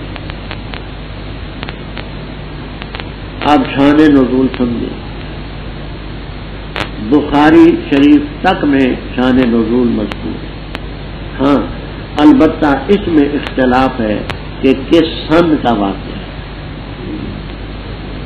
امام نسائی رحم اللہ تعالی کی تحقیق یہ ہے کہ یہ واقعہ غزوہ تبوک کا جو ہجرت کے 9ویں سال رجب میں، حافظ ابن کثیر رحم اللہ تعالی کی تحقیق یہ ہے کہ یہ واقعہ ہے بنو مستلق کے غزوے کا جو ہجرت کے 5ویں سال کا۔ قرین قیاس بات امام نسائی رحم اللہ تعالی، شان بھی ان کی اونچی ہے، اپنم بھی ہے، بات ان کی اختلاف ہے۔ واقعہ یوں پیش آیا کہ غزوہ تبوک میں چند نفوس منافقوں کے ساتھ تھے۔ پہلے آپ پڑھ چکے سورہ توبہ میں کہ اکثریت تو نہیں گئی، چند نفوس تھے، ان میں عبداللہ ابن ابی ابن سلول بھی رئیس المنافق۔ رات کا وقت تھا، ان منافقوں نے آپس میں یہ خیال کرتے ہوئے کہ ہماری باتیں کوئی دوسرا نہیں سنتا، انہی کا خیمہ تھا منافقوں کا، باتیں شروع، قریب خیمہ تھا، اس میں زید ابن ارقم رضی اللہ تعالیٰ عنہ مخلص صحابی، ان کا یہ خیال تھا کہ ہماری باتیں کوئی نہیں سنتا۔ حضرت صلی اللہ علیہ وسلم کے خلاف باتیں کی کہ یہ شخص بڑا لالچی ہے، اس میں بڑا ہرس کا مادہ ہے، خیبر سے اس کا پیٹ نہیں بھرا، مکے سے نہیں بھرا، اب یہ روم فتح کرنے جا رہا ہے، بڑا اکال پیٹ ہوئے، اس کا پیٹ بھی بڑا، اور اصل میں غلطی ہماری اپنی، ہم نے ان کو اپنے شہر میں جگہ دی، ان کو مالی امداد کی، اور یہ سر پر چڑھے۔ کل دیکھو جب رومیوں کے خلاف لڑیں گے تو کوئی مارے جائیں گے، کوئی قیدی ہوں گے، اس نے بڑا ہمیں ذلیل کیا۔ اچھا اگر ہم اب مدینے گئے تو مدینے میں سب سے عزت والا میں ہوں، اس ذلیل تر انسان کو الیاذ باللہ نکال کر کے دم لوں گا۔ یہ چند باتیں ہیں، باقی جو کچھ بکا بکا۔ زید ابن ارقم رضی اللہ تعالیٰ عنہ نے باتیں سنی، صبح ہوئی، حضرت صلی اللہ علیہ وسلم کے سامنے پیش کی کہ حضرت اس طرح میرے خیمے کے قریب یہ لوگ تھے جن میں عبداللہ ابن ابی بھی تھا، فلاں فلاں تھے، انہوں نے یہ باتیں کی۔ آپ نے بلایا، بلا کر کے پوچھا کہ اے لوگوں ایسی باتیں ہوئی کہ توبہ توبہ توبہ، وہ زبانیں نہ جل جائیں، وہ ہونٹ نہ ختم ہو جائیں۔ حضرت خدا کی قسم آپ اللہ کے رسول ہیں، ان باتوں پر یقین نہ کریں. اس کو کون گواہ لائیں؟ ایسی پکی باتیں کی. بخاری کی روایت ہے فصدقہم وکذبنی ومقتنی رسول اللہ صلی اللہ علیہ وسلم. آپ نے ان کو سچا قرار دیا، مجھے جھوٹا اور ناراض بھی کہ تجھے شرم نہیں آئی ان کے خلاف ایسی جھوٹ کی باتیں کہنے. مجھے میرے چچے نے بھی کوسا، زید بن ارقم فرمایا کہ تجھے یہاں حضرت صلی اللہ علیہ وسلم نے اب جھوٹا کہا، تجھے دنیا میں سچا کون کہے گا؟ نادان ایسی باتیں نہیں کرنی. میں اپنے خیمے میں تھا، بڑا پریشان تھا. میں نے کہا واقعہ کیا ہوئے تو ہی ساری بات. ایک آدمی آیا کہنے لگا یا زید عجب رسول اللہ صلی اللہ علیہ وسلم. زید ابن ارقم حضرت صلی اللہ علیہ وسلم بلا رہے. میں اور گھبرایا. میں نے کہا پہلے تو مجھے زبانی طور پر تنبیہ کی ہے، اب مجھے کتک ماریں گے، لاٹھی بھی برسائیں گے، سزا بھی دیں گے. جدھر لیکن مومن مخلص سے آپ کی خدمت میں آپ نے فرمایا یا زید ان اللہ کا صدقک وکذبہ. اے زید اللہ نے تیری تصدیق نازل کی ہے، تو سچا بول. اب اگر آپ حاضر ناظر ہوتے، آپ کو غیب کا علم ہوتا تو سچے کو جھوٹا، جھوٹے کو سچا بنانا یہ کوئی بات ہے معقول بھائی؟ فرمایا جس وقت تیرے پاس منافق آئے کہا ہم گواہی دیتے ہیں کہ بے شک تو اللہ کا رسول ہے، اللہ جانتا ہے کہ بے شک تو اس کا رسول ہے، واللہ یشہد ان المنافقین لکاذبون. 7ویں پارے میں میں کر چکا ہوں عالم جالموں کے بعد ان آیا کرتا ہے، لیکن ایک مقام ہے جہاں انا بھی آتا ہے. وہ کہاں آتا ہے؟ ہاں کیا ضابطہ تھا؟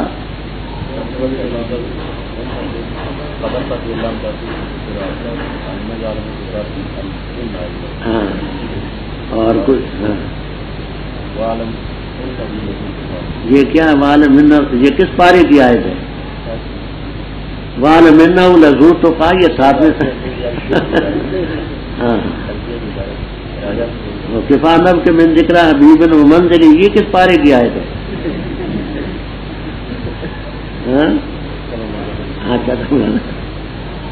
اچھا جی.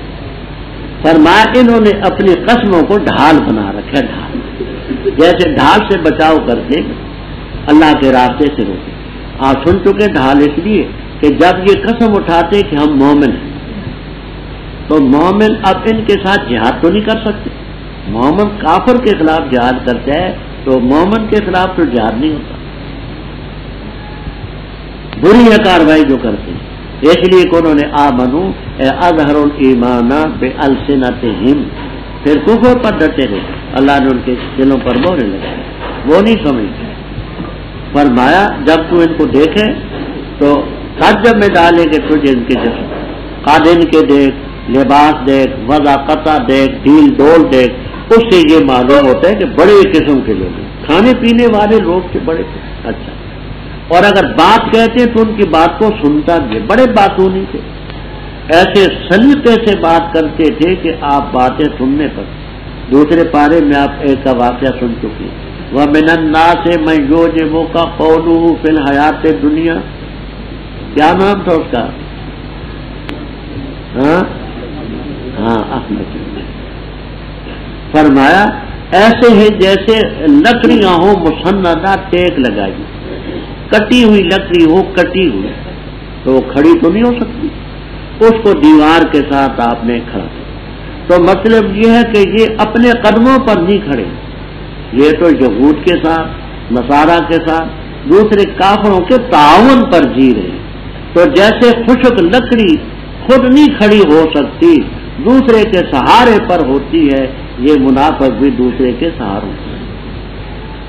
ہر آواز کو اپنے خلاف سمجھتے، جو بات بھی کہی جائے سمجھتے یہ بات ہمارے خلاف ہے، کیونکہ دل میں چور ہوتا ہے. یہ دشمن ان سے بچو، اللہ ان کو تباہ کرے، کہاں الٹے پھیرے جائیں. جس وقت یہ صورت نازل ہوئی منافقین کا کذب اور جھوٹ واضح ہوا تو ان سے کہا کہ نادانوں کی تو تم نے بڑی غلطی. اب آؤ اللہ کا رسول تمہارے لیے معافی مانگے، یعنی اب نفاق چھوڑ دو اور ایمان لاؤ، اپنے گناہوں کی معافی چاہو.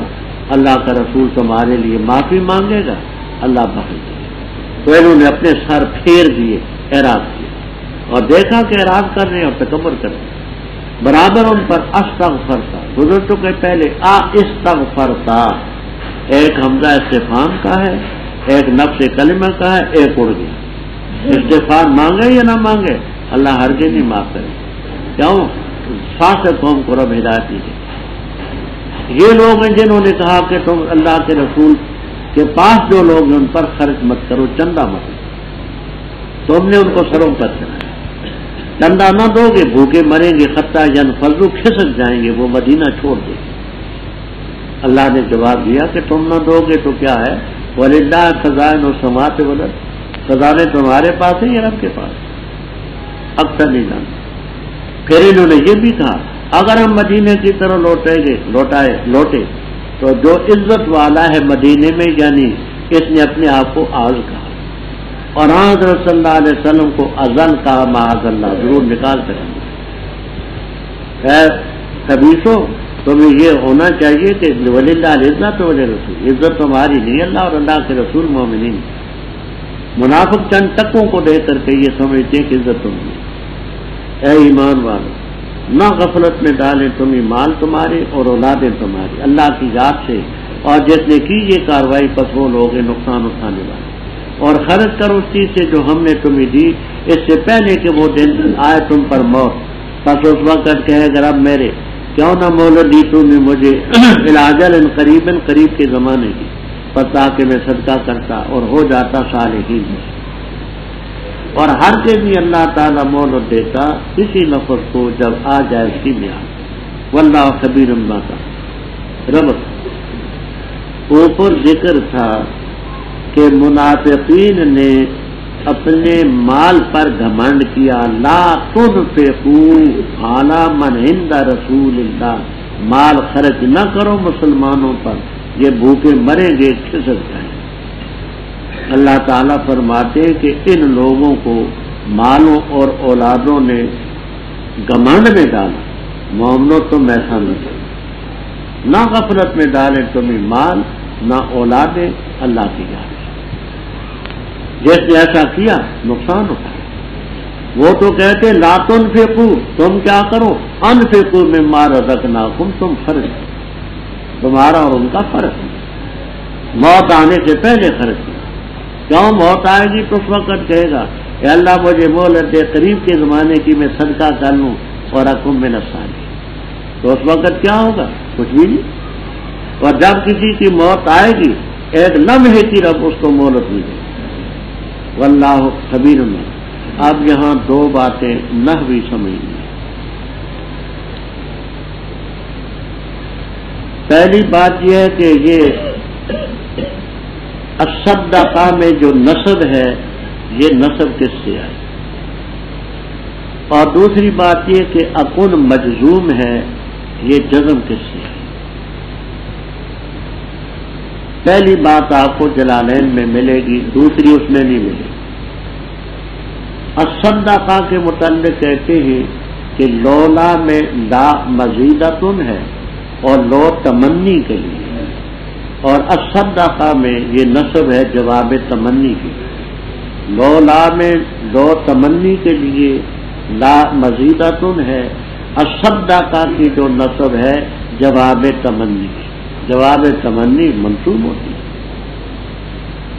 دوسرے کا جواب یہ روح المعانی قرطبی وغیرہ میں کہ اکن جزا ہے، شرط اس کی محذوف ہے. ان اخرتنی اکن من الصالحین. دونوں باتیں سمجھ آ گئی. بسم اللہ الرحمن الرحیم. باقی جی بیان کرتی اللہ کے لیے معافی السماوات، وہ مخلوق جو آسمانوں میں اور جو زمین میں ہے، اسی کا ملک ہے، اسی کی تعریف ہے، ہر چیز پر قادر ہے. وہ ذات ہے جس نے تمہیں پیدا کیا، تم میں کچھ کافر ہے، تم میں کچھ مومن. اور اللہ تعالیٰ جو تم کرتے ہو دیکھ رہے. پیدا کیا اس نے سماوات کو اور ارض کو حق کے ساتھ، اور تمہیں صورتیں دی، بس اچھی صورتیں تمہاری. اور اسی کی طرف ہے لوٹنا. جانتا ہے ما فی السماوات والارض، جانتا ہے جس کو تم مخفی رکھتے ہو، جس کو ظاہر کرتے ہو. اللہ تعالیٰ جانتے ہیں بذات صدور دلوں کے بھی. کیا نہیں آئی تمہارے پاس خبر ان لوگوں کی جنہوں نے کفر اختیار کیا سے پہلے، پر چکھا انہوں نے اپنے معاملے کا وبال اور ان کے لیے عذاب علیم. اس لیے کہ بے شک شان یہ ہے کہ آتے ان کے پاس ان کے رسول واضح دلائل لے کر، بس انہوں نے کہا کیا بشر ہماری رہنمائی کریں گے؟ فکفروا، بس انہوں نے انکار کیا اور تولوا اعراض کیا، اور اللہ نے بھی استغنابت کی. واللہ غنی حمید، اللہ تعالیٰ غنی ہے، قابل تعریف. خیال کیا ان لوگوں نے جو کافر ہیں یہ کہ ہرگز نہیں کھڑے کیے جائیں. تو کہہ دے کیوں نہیں، میرے رب کی قسم البتہ ضرور تم کھڑے کیے جاؤ گے، پھر البتہ ضرور تم خبر دیے جاؤ گے اس کاروائی کی جو تم نے کی. اور یہ اللہ تعالیٰ پر آسان ہے. بس ایمان لاؤ اللہ پر اور اس کے رسول پر اور اس نور پر جو ہم نے نازل کیا. واللہ بما تعملون خبیر. جس دن جمع کرے گا تمہیں وہی جمع کا دن ہے، وہ دن ہوگا یوم التغابن، سود اور زیان کا. اور جس نے جو ایمان لائے اللہ تعالیٰ پر اور عمل کی اچھے، مٹائے گا اللہ اسے اس کی خطائیں اور داخل کرے گا اس کو جنات تجری من تحتها الانہار میں خالدین فیہا ابدا. ذالک الفوز العظیم. باقی جنہوں نے کفر کیا، تکذیب کی بھی آیاتنا، واصحاب النار خالدین فیہا وبئس المصیر.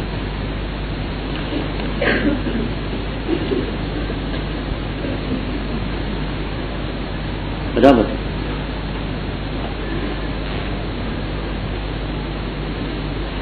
اوپر ذکر تھا کہ موت سے پہلے تم ایمان بھی لاؤ اور خرچ بھی کرو، کیونکہ ایمان کے بغیر خرچ کرنا تو من ہے کوئی نہیں. جاء الذین آمنوا تھا، ایمان لاؤ اور موت سے پہلے.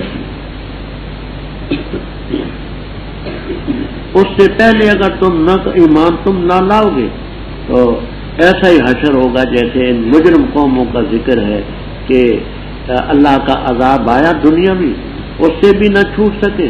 آخرت کا عذاب تو نقصان والا اپنی جگہ. دوسرا بدل یا ایھا الذین آمنوا میں مومنوں کا ذکر. اب ایمان کے لیے 3 بنیادی چیزیں ہیں: توحید، رسالت، قیامت. سورہ تغابن میں پہلے توحید کا ذکر ہے، پھر رسالت کا ذکر ہے، پھر قیامت کا ذکر ہے. ان چیزوں پر ایمان ہے. نام ہے اس کا تغابن. ابھی بقدر ضرورت بات ہے. آسمانوں زمینوں کی ساری مخلوق اللہ کی تسبیح بیان کرتی ہے. بادشاہ ہوا تعریف اسی کی. اس ذات نے پیدا کیا، تم میں کچھ کافر ہیں، تم میں کچھ مومن. کافروں کا ذکر پہلے اس لیے کیا کہ اکثریت ان کی چاہیے تو مومن کا ذکر پہلے ہوتا، لیکن اکثریتوں کے کافروں کی ہے اس لیے کر کے کفر کا ذکر کریں. آسمانوں کو زمینوں کو پیدا کیا، تمہیں صورتیں دی اور اسی کی طرف لوٹنا ہے. جو کچھ آسمانوں زمینوں میں جانتا ہے، تمہاری مخفی باتیں ظاہر چیزوں کو جانتا ہے. واللہ علیم بذات. جہاں تک توحید ہے. اب آئی رسالت. فرمایا کیا تمہیں پہلے لوگوں کی جو کافر تھے ان کی خبر نہیں پہنچی؟ انہوں نے اپنے معاملے کا وبال چکھا، عذاب علیم دنیا میں بھی آخرت بھی. وہ کیسے تھی خبر؟ یوں ان کے پاس ان کے رسول آئے، واضح دلائل لے کر کے آئے تو لوگوں نے کہا کیا بشر ہماری رہنمائی کرتے ہیں؟ بشر ہو کر کے نبی بن گیا، بشر ہو کر کے رہنما بن گیا. یہ کہتے ہوئے فکفروا کافر، یعنی انہوں نے کہا کہ اب بشر یہدوننا، بشر ہماری رہنمائی کرتے ہیں. تو پہلے آپ کفار کا عقیدہ سن چکے ہیں کہ ان کے ذہن میں بشر کو نبوت ہی نہیں. کفروا انکار کر دیا، وتولوا اور اعراض کیا. اللہ نے بھی استغنا برتی. واللہ غنی. لطیفہ سن 35-36 کے لگ بھگ کا واقعہ ہے. یہاں علی پور ایک ہے مقام سیالکوٹ، وہاں کے پیر صاحب تھے، پیر جماعت علی شاہ. زبان کے ذرا ناشائستہ تھے، لوگوں کو گالیاں بھی دیتے تھے، لوگ ان کی گالیوں کو بھی تبرک سمجھتے تھے، پیر جو تھے۔ انہوں نے یہاں تقریر کی، اس نے کہا کہ جو پیغمبروں کو بشر کہے وہ کافر ہوتا ہے، اور قرآن سے میں ثبوت کی۔ ہم لوگ حیران تھے کہ قرآن پاک سے پیغمبروں کی بشریت کا اس بات کرنے والے کافر کیسے؟ خیر پیر صاحب کبھی ادھر کو بھاگتے، کبھی ادھر کو، کبھی ادھر کو، کبھی زمین کی، کبھی آسمان کی، کبھی کچھ کبھی۔ کافی دیر کے بعد انہوں نے اپنی دلیل پیش کی کہ کانت آتیہم رسلہم، ان کے پاس ان کے رسول آتے تھے واضح دلائل لے کر، وقالوا ابشر یہدوننا، انہوں نے کہا بشر ہماری ہدایت کرتے ہیں، بس کافر ہو گئے۔ پیغمبروں کو بشر کہا فکفروا تھا۔ اب پیر صاحب کیا کرامت دکھا گئے؟ میں آپ سے پوچھتا ہوں، انہوں نے پیغمبروں کو بشر کہا، فقالوا بشر، بشر کہا کافر ہو، تو پیغمبروں کو بشر کہنا کفر ہے۔ تو پیر صاحب کی کرامت میں پوچھوں کیا کر گئے وہ؟ ہاں حمزہ کھا گئے، اتنا لمبا حمزہ کھا گئے، فقالوا ابشر، حمزہ کھا گئے۔ انہوں نے پیغمبروں کو بشر کہا، کافر ہو گئے، تو پیغمبروں کو بشر کہنا۔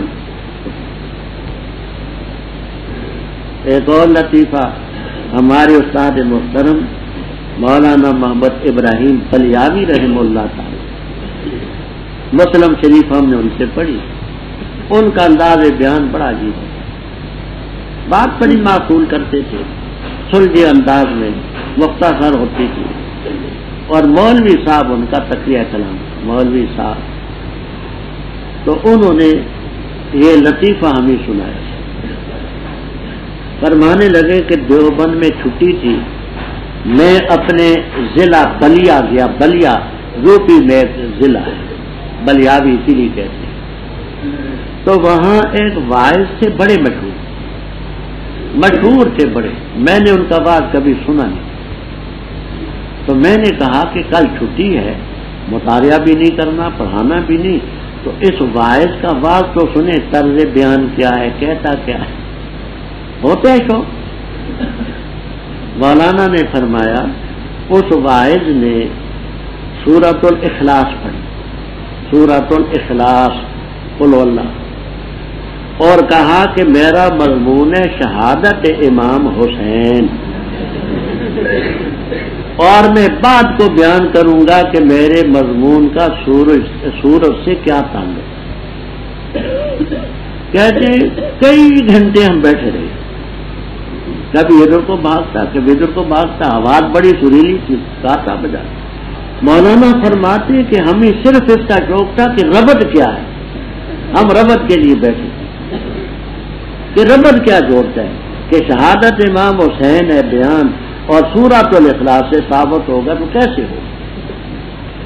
کہتے ہیں جب کئی گھنٹے مسلسل اس نے اپنا مضمون بیان کیا، آخر میں کہا آمدم بر سر مطلب، یہ سورۃ الاخلاص اس ذات پر اتری جن کے نواسے کو کربلا میں شہید کیا گیا۔ میں نے کہا تیرا بیڑا غرق، ساری رات تو نے ہمیں جگا رکھا، اور ربط یہ تو نے بیان کیا، یہ تو سورہ فاتحہ میں بھی ہے، سورہ یاسین میں بھی ہے، سورہ بقرہ میں۔ تو بعض دفعہ دعوے اور دلیل ایسے بھی ہوتی ہے اور ربط ایسے بھی ہوتی ہے۔ فرمایا خیال کیا ان لوگوں نے جو کافر، اب آگے قیامت، کیا خیال کیا؟ اللہ یبعثو، تو ان کو کھڑا نہیں کیا جائے، یعنی دوبارہ بعد بادل موت۔ تو کہہ دے کیوں نہیں، مجھے رب کی قسم ضرور کھڑے کیے جاؤ، جو تم کاروائی کرتے ہو اس کی خبر دی جائے، اور اللہ تعالیٰ پر آسان، لہذا بروقت اللہ پر، اس کے رسول پر ایمان لاؤ، اور اس نور پر جو ہم نے نازل کیا قرآن کریم۔ کس دن کھڑا کرے گا؟ جس دن جمع کرے گا، اجتماع کا دن ہوگا. ذالک یوم التغابن، وہ دن ہوگا تغابن کا. تغابن کے معنی ہار اور جیت کے بھی کرتے ہیں. ہار اور جیت کا دن ہوگا، سود اور زیان کا دن ہوگا، نفع نقصان کا دن ہوگا. یہ آپ کو کسی ترجمے میں سود اور زیان کا لفظ ملے گا، کہیں ہار اور جیت کا ملے گا، کہیں نفع اور نقصان کا ملے گا. اب اس کو سمجھیں. اللہ تبارک و تعالی نے ہر مومن اور ہر کافر کے لیے ایک جگہ جنت میں اور ایک دوزخ میں بنائی. مومن کے لیے ایک تو جنت میں جگہ ہے جو بالفعل اس کے لیے ہو، اور بالقوہ دوزخ میں اس کے لیے جگہ تھی. اگر ایمان نہ لاتا تو وہ جگہ ہوتی. بالفعل تو جنت میں، بالقوہ دوزخ.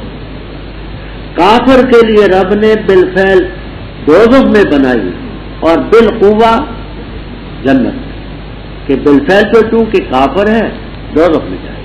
لیکن اگر ایمان لے آئے، ایمان لے آتا تو جنت میں اس کا مان. ہر آدمی کے لیے جنت میں بھی دوزخ میں بھی جگہ. اب جو شخص مومن ہے تو ایمان کی وجہ سے تو اس کی اپنی جگہ تو جنت میں ملے گی، اور اس کا دوست جو کافر تھا، رشتہ دار کافر تھا، جس سے کوئی نہ کوئی اس کا ربط تھا، اس کافر کی جو بالقوہ جگہ جنت میں تھی وہ بھی اس کو ملے گی. تو اس نے اس کو یوں نقصان پہنچایا کہ اس کی جگہ اس نے لے. اور اس کافر کی جو جگہ دوزخ میں تھی بالفعل وہ تو اس کی اپنی تھی، اور مومن کی جو بالقوہ تھی وہ مومن کی بالقوہ دوزخ میں جگہ دوسرے کو الاٹ کر دی جائے، وہ اس کو نقصان پہنچائے.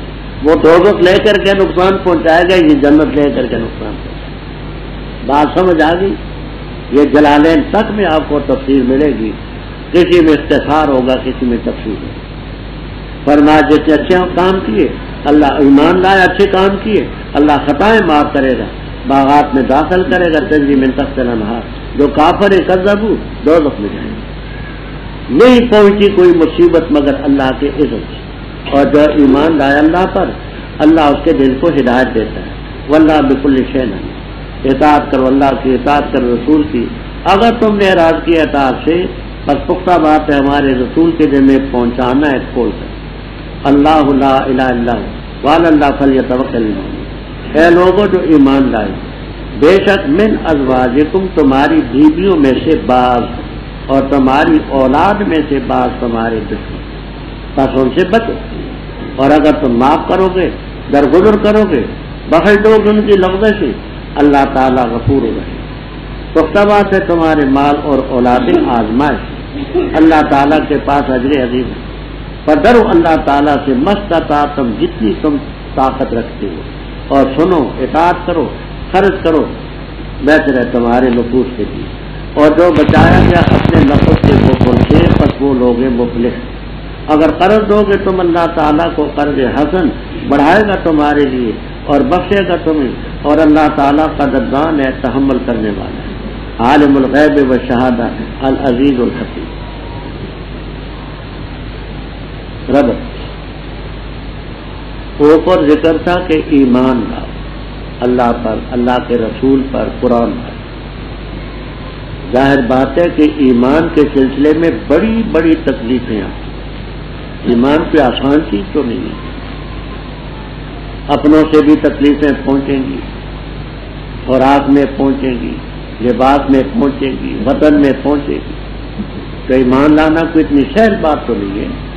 اللہ تعالیٰ نے فرمایا کہ تکلیفیں آئیں گی، لیکن یاد رکھو ما اصاب میں مصیبت الا باذن اللہ.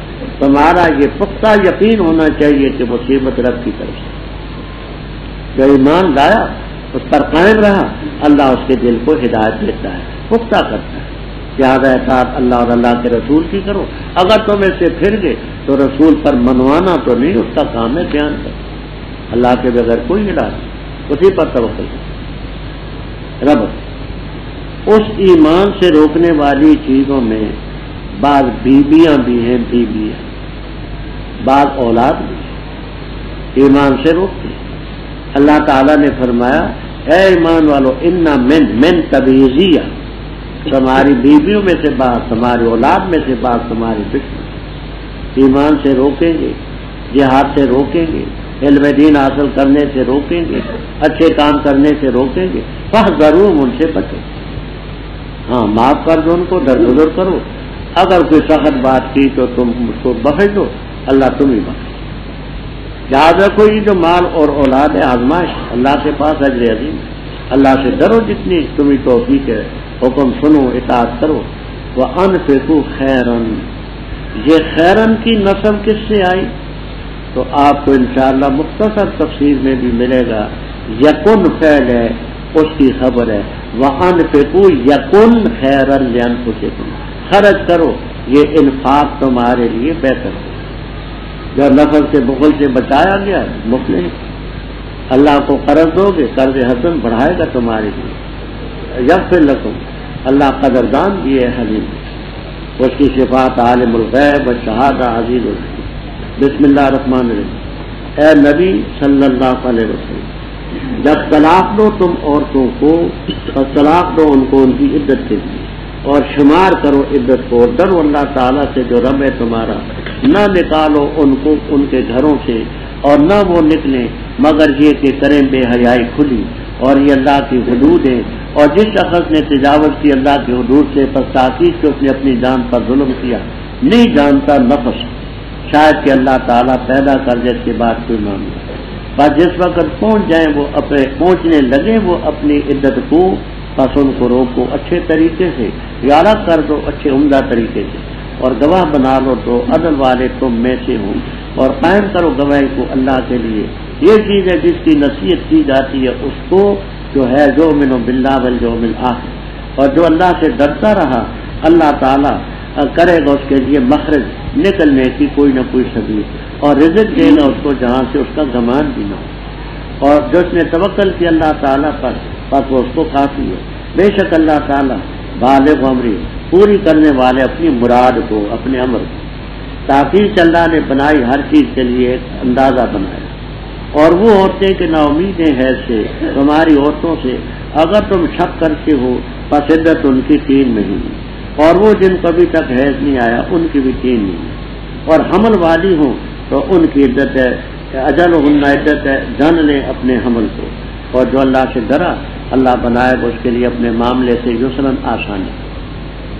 یہ اللہ تعالیٰ کا حکم ہے، اللہ نے اتارا تمہاری طرف، جو اللہ سے ڈرے گا اللہ مٹائے گا اس سے اس کی خطائیں، اور بڑا کرے گا اس کے لیے اجر۔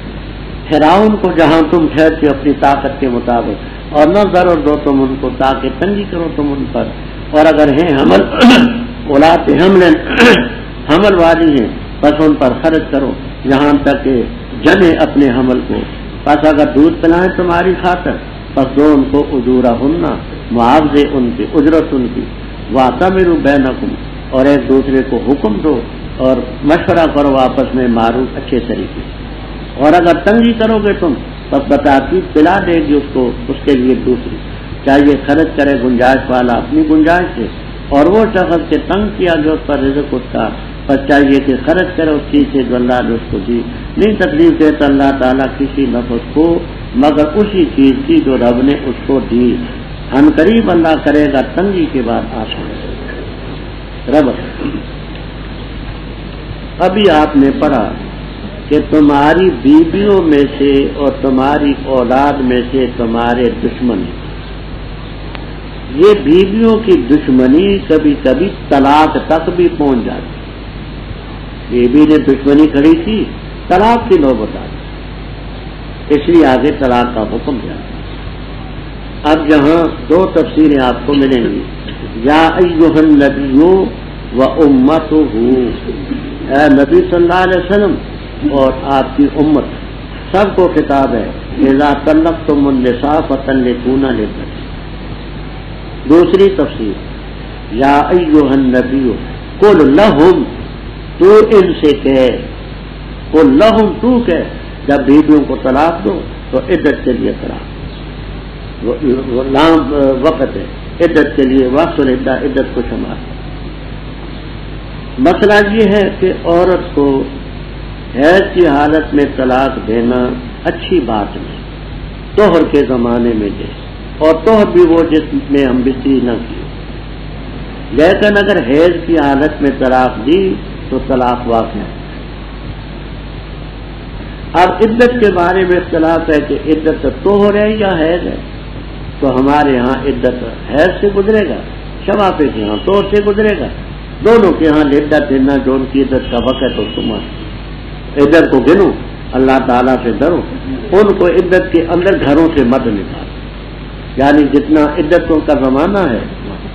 میں نے ضابطے کے طور پر بات بیان کی تھی کہ مطلقہ کی 3 عدت ہے، حاملہ ہو تو وضع حمل، حاملہ نہ ہو حائضہ ہو تو پھر 3 ہے، اور عائشہ ہو تو 3 مہینے۔ اب یہ عائشہ کا ذکر ابھی آ رہا ہے، اور گھروں سے نہ نکلے، ہاں کھلی بے حیائی کریں تو الگ بات۔ کھلی بے حیائی کا یہ معنی بھی کرتے ہیں زنا کا ارتکاب کریں تو بار رجم کے لیے ان کو نکالا جائے۔ دوسرا یہ معنی کرتے ہیں فحش گوئی کرتی ہیں، فحش گوئی لڑتی ہیں، تو یہ بھی ایک فحش گوئی کی بات کی بری بے حیائی ہے، نکال دو، یا خود منہ زور ہو کر کے نکلتی ہیں گھروں سے، تو یہ ان کی برائی ہے، نکلنے کی۔ فرمایا کہ اللہ کی حدیں، جس نے اللہ کے حدود سے تجاوز کی اس نے اپنی جان پر ظلم۔ لا تدری، تدری کا فاعل ہے نفس، کوئی نفس نہیں جانتا، شاید کہ اللہ اس کے بعد معاملہ پیدا کر دے۔ بات سمجھ، شریعت 3 طلاقیں اکٹھی دینی پسند نہیں ہے، ہر طہر میں ایک طلاق۔ بعض دفعہ ایسا ہوتا ہے کہ کچھ آپس میں غلط فہمی ہوتی، جذبات میں آ کر کے آدمی غلط فہمی کو نہیں سمجھتا، بعد کو حقیقت کھلتی ہے تو پھر مطمئن ہوتا ہے۔ 1 طلاق دی، 2 طلاقیں دی، تو اب غلط فہمی کے بعد تمہیں بیوی بنا کر کے رکھنے کا حق تو ہے نہیں، اور جوش میں آ کر کے 3 طلاقیں دے ڈالی، بعد کو پتا چلا کہ ہو یہ تو غلط فہمی کا نتیجہ ہے، تو پھر کیا بنے؟ بعض دفعہ شریر آدمی شرارتیں کھڑی کر دیتے کہ تیری بیوی ایسی ہے، ہم نے ایسی دیکھی، یہ ہے وہ ہے، اور جب بات کو تحقیق کی جاتی ہے تو ثبوت کوئی نہیں۔